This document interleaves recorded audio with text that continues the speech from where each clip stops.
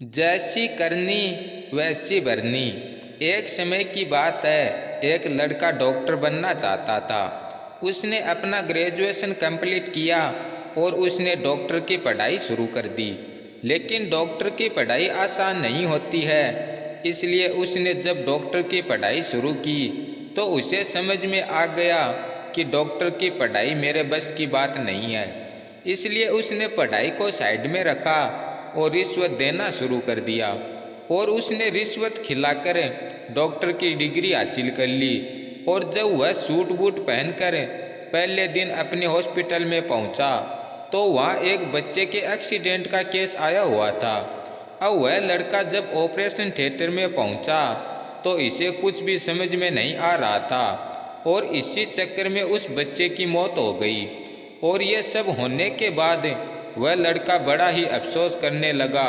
वो ये सोच रहा था कि काश मैं डॉक्टर नहीं बनता, या मैंने रिश्वत ना देकर डॉक्टर की पढ़ाई करके डिग्री हासिल की होती तो आज मैं इस बच्चे की जान बचा लेता।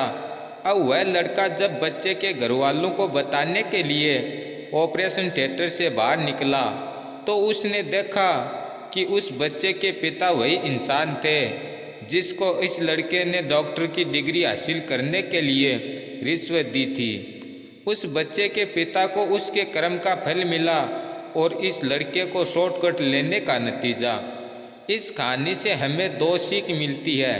पहली ये कि आप अपनी ज़िंदगी में जो भी करते हो वो खाली नहीं जाता है, वह लौटकर वापस आप पर ही आता है। इसलिए किसी के साथ बुरा मत करो। और दूसरी ये कि कभी भी अपनी लाइफ में शॉर्टकट मत लो, बल्कि मेहनत करो और सब्र करो और कभी भी हार मत मानो। और यही कामयाबी का महत्व है और इसी से आप कामयाबी तक पहुंच सकते हो। शॉर्टकट आपको कहीं भी लेकर नहीं जाता, बल्कि आपको उसी जगह पर लाकर छोड़ देता है जहां से आपने शुरू किया था। और कामयाबी का कोई भी शॉर्टकट नहीं होता है।